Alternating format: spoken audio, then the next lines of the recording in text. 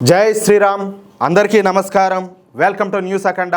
నేను మీ కస్తూరి శ్రీధర్. మిత్రులారా, మన న్యూస్ అఖండ గళం ఈ రోజు మత మార్పిడి మాఫియా గుండెల్లో నిద్రపోవడానికి సిద్ధమైపోయింది. ఈ గడ్డ మీద పుట్టిన ప్రతి బిడ్డకు ఒక ధర్మం అనేది ఉండాలి, అలాగే ఒక సంస్కృతి ఉండాలి. కానీ ఆ ధర్మాన్ని పీల్చి పిప్పి చేయాలని చూస్తున్నటువంటి తోడేళ్ల గురించి ఇవాళ మనమైతే మాట్లాడుకోబోతున్నాం. మన కళ్ళ ముందే మన పొరుగునే ఉన్నటువంటి పంజాబ్ రాష్ట్రంలో ఏమి జరుగుతుందో తెలిస్తే మీ రక్తం అట్లే మరిగిపోతుంది. శాంతి కాముకత పేరుతో సేవా కార్యక్రమాల ముసుగులో జరుగుతున్నటువంటి ఈ మత మార్పిడి మాఫియా ఆటలకు అమిత్ షా గారు చురకలంటించారు. సరే, అమిత్ షా గారి ఆ రుద్ర రూపం ఏంటో, ఆ 10 ఏళ్ల జైలు శిక్ష కథ ఏంటో మీకందరికి కూడా అర్థమయ్యే విధంగా చెప్పే ప్రయత్నం అయితే చేస్తా. ఓకేనా? ముందుగా అసలు ఈ మాఫియా అనేది ఏ విధంగా పనిచేస్తుందో చూడండి. వీళ్ళ దగ్గర వచ్చేసి భక్తి ఉండదు, కేవలం ఏంటంటే బేరం మాత్రమే ఉంటుంది. ఏంటి? బేరం మాత్రమే ఉంటుంది. ఎక్కడైతే అమాయకత్వం ఉంటుందో అక్కడ ఈ మత మార్పిడి గుంపు అంతా కూడా వాలిపోతుంది. మీకు డబ్బులు ఇస్తాము, రేషన్ ఇస్తాము, మీ పిల్లలను విదేశాలకు పంపిస్తాము, కానీ మీరు మాత్రం మీ ఇంటి దేవుణ్ణి వదిలేసి మా మతంలోకి రావాలని చెప్పేసి బేరాలు ఆడడం మొదలు పెడతారు. అంటే ఒక మనిషి విశ్వాసం కేవలం ఒక బియ్యం మూటకు సమానమా? అంటే మనం అంతా దిగజారిపోయినామా అంటాలే. ఇంతకంటే దిగజారుతనమో ఇంకేమైనా ఉంటుందా? ఒకసారి ఆలోచించండి. చెప్పాలంటే ఇది సేవ కాదు, ఇది పక్కాగా వ్యాపారము. అర్థమవుతుందా? ఇక వీళ్ళు చేసేటటువంటి ఇంకొక పెద్ద కామెడీ ఏందో తెలిసిన, అద్భుత స్వస్థతలు అన్నమాట. అంటే స్టేజీల మీద మైకులు పెట్టుకొని ఉమ్మని ఊగిపోతా మీకు క్యాన్సర్ తగ్గిపోతుంది, పక్షివాతం మాయమైపోతుంది, మూగోళ్ళు కూడా మాట్లాడతారంట. అమాయక ప్రజలను ఏం బోల్తా కొట్టిస్తారు. ఈ రోజుల్లో సైన్స్ ఎంత డెవలప్ అయినా, అద్భుతమైనటువంటి హాస్పిటల్స్ ఉన్నా, ఇంకా ఇలాంటి పిచ్చి నాటకాలు దుబ్బుతా ప్రజలందరి ప్రాణాలతో ఆడుకోవడం అంటే అది ముమ్మాటికి నేరమేనా కాదా? అవునా కాదా? ఒకసారి ఆలోచించండి. ఒకవేళ ప్రార్థనలతోనే రోగాలు తగ్గితే మరి ఆ పాస్టర్లు ఏమైనా రోగాలు వచ్చే అపోలోకో, కేర్ హాస్పిటల్స్కో ఎందుకు పోతారు? ఎందుకు పరిగెత్తారు అంటాలే. వాళ్ళు ప్రార్థనలు చేసుకొని అవన్నీ కూడా తగ్గించుకోవచ్చు కదా? అవునా కాదా? ఇక్కడే వీళ్ళ అసలు రంగు అయితే బయటపడుతుంది. వీళ్ళు దేవుడి పేరుతో అందరినీ కూడా దగా చేస్తున్నారు అని. ఇప్పుడు మన అసలు పాయింట్ ఏంటయ్యా అంటే, పంజాబ్ తెలుసు కదా మీకు. ఈ పంజాబ్ రాష్ట్రం అంటే వీరత్వానికి, త్యాగానికి చిరునామా అన్నమాట. గురునానక్ దేవ్ నుంచి గురు గోవింద్ సింగ్ వరకు సిక్కు గురువులంతా కూడా మన సనాతన ధర్మాన్ని కాపాడడానికి, మన ఆడబిడ్డల మాన ప్రాణాలను రక్షించడానికి తమ ప్రాణాలను సైతం త్యాగం చేశారు. తమ బిడ్డలను సజీవంగా గోడల్లో కట్టించినా సరే ఆ మహావీరులు మాత్రం ధర్మాన్ని అయితే వదిలిపెట్టల. అలాంటి పుణ్యభూమిలో ఇప్పుడు ఈ మత మార్పిడి తోడేళ్ళు అయితే తిష్టేసుకొని కూర్చున్నాయి. 2011 జనాభా లెక్కల ప్రకారం 1.26% ఉన్నటువంటి క్రైస్తవుల సంఖ్య ప్రస్తుతం 10 నుంచి 15% చేరిందంటే ఎంత భయంకరంగా ఈ కుట్ర సాగుతుందో మీరు ఒక్కసారి అర్థం చేసుకోండి. ఎప్పటి నుంచే?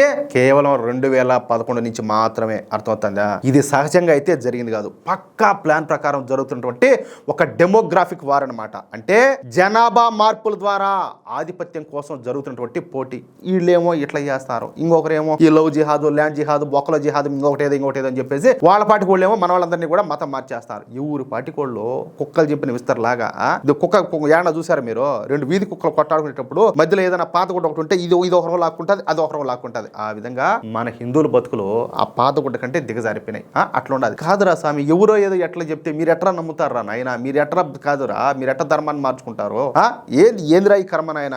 ఏందిరా స్వామి? ముఖ్యంగా అమృత్సర్, అలాగే గురుదాస్పూర్ వంటి సరిహద్దు జిల్లాల్లో సిక్కులు అలాగే హిందువుల జనాభా తగ్గిపోయి క్రైస్తవ మతంలోకి మారే వాళ్ళ సంఖ్య పెరిగిపోతుంది. దీనికి కారణం ఏంది? అక్కడి గ్రామాల్లో ఈ మత మార్పిడి వైరస్ అంతా కూడా పాకిపోయిందనమాట. మీరు మతం మారితే మీకు విదేశాలకు వెళ్ళడానికి వీసాలు ఇప్పిస్తామని చెప్పేసి వాళ్ళందరినీ కూడా ఆశ పెడతారు. ఈ పంజాబీ యువతకు ఉన్నటువంటి విదేశీ క్రేజ్ ను వీళ్ళు బాగా క్యాష్ చేసుకుంటున్నారనమాట. దీని వెనక వేల కోట్ల విదేశీ నిధులన్నీ కూడా ఉన్నాయి. మరి వీళ్లకు ఈ విదేశీ నిధులన్నీ కూడా ఎక్కడి నుంచి వస్తున్నాయి? మన భారతదేశాన్ని విచ్ఛిన్నం చేయాలనుకునేటటువంటి శక్తులే వీళ్లకు వెన్నుముకగా నిలుస్తారు. ఇది కేవలం మత మార్పిడి మాత్రమే కాదు, మన దేశ భద్రతకే ముప్పు అనమాట.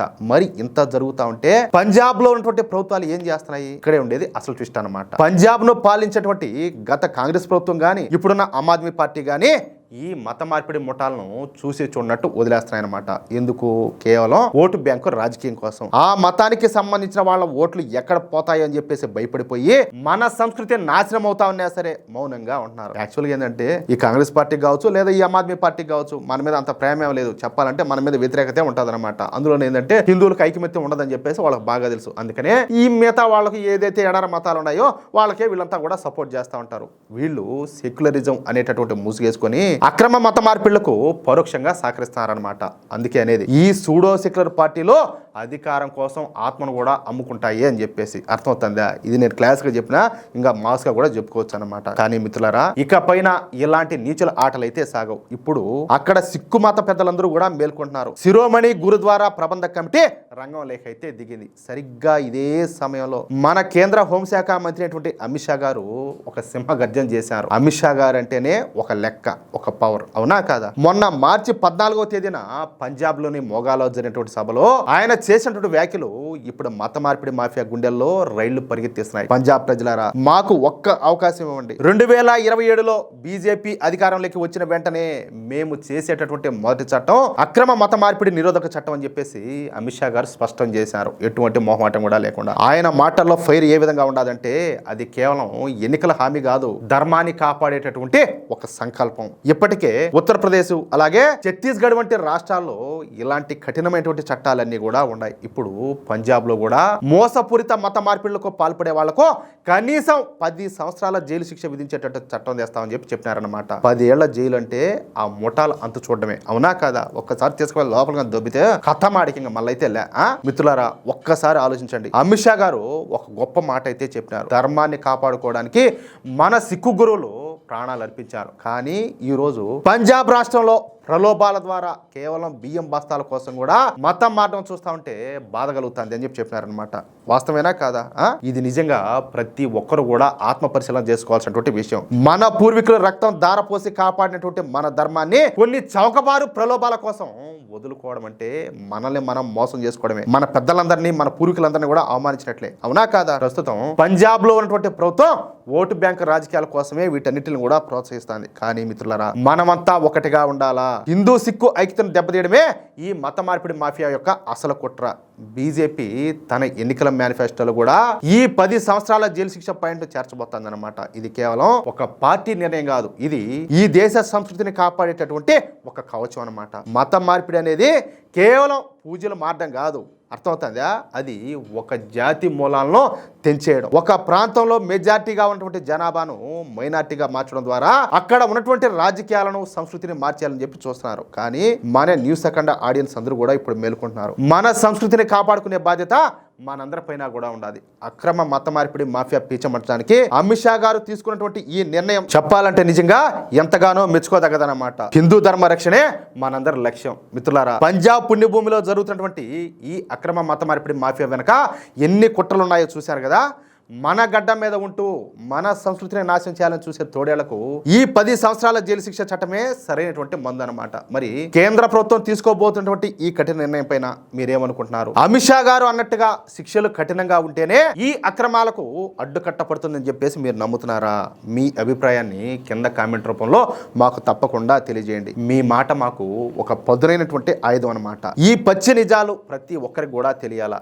మన ధర్మ సోదరులో ప్రలోభాలకు గురి కాకూడదు అంటే వెంటనే ఈ వీడియో లైక్ చేసి ప్రతి వాట్సాప్ గ్రూప్ లో కూడా షేర్ చేయండి. జాతీయవాదం అలాగే పక్కా విశ్లేషణతో నిజాలను నిర్భయంగా చెప్పేటటువంటి మన న్యూస్ అఖండ ఛానల్ ని ఇప్పుడే సబ్స్క్రైబ్ చేసుకోండి. ఆ పక్కనే ఉన్నటువంటి గంట సింబల్ నొక్కడం మాత్రం మర్చిపోకండి. అప్పుడే మన ధర్మగాళం ప్రతి ఇంటా కూడా వినిపిస్తుంది అనమాట.